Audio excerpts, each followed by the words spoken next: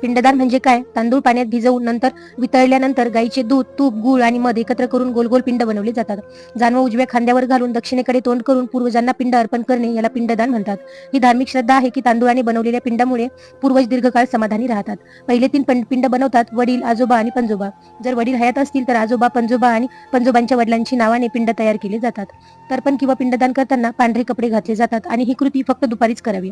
प्रथम पिंड तयार करा आणि नंतर तांदूळ, कच्चे सूत्र, मिठाई, फुले, जव, तीळ आणि दही यांच्यासह त्याची पूजा करा. पूजा करताना उदबत्ती लावावी. पिंडदान किमान 3 पिढ्यांसाठी करावे. पिंड हातात घेऊन या मंत्राचा जप करताना इदम पिंड तेभ्यम स्वधा म्हणत नंतर पिंड, अंगठा आणि तर्जनीच्या मधून सोडावे. पिंडदान केल्यानंतर पूर्वजांचे ध्यान करा आणि पूर्वजांची देवता आर्यमाचेही ध्यान करा. आता पिंड उचलून नदीत फेकून द्या. पिंडदानानंतर पंचबली कर्म करा, म्हणजेच 5 सजीवांना खाऊ घाला. गोबली, श्वानबली, काकबली, देवादी बली आणि पिपलिकादी. गोबली म्हणजे गाईला अन्न, श्वानबली म्हणजे कुत्र्याला अन्न, काकबली म्हणजे कावळ्याला अन्न, देवादी बली म्हणजे देवी देवतांना अन्न अर्पण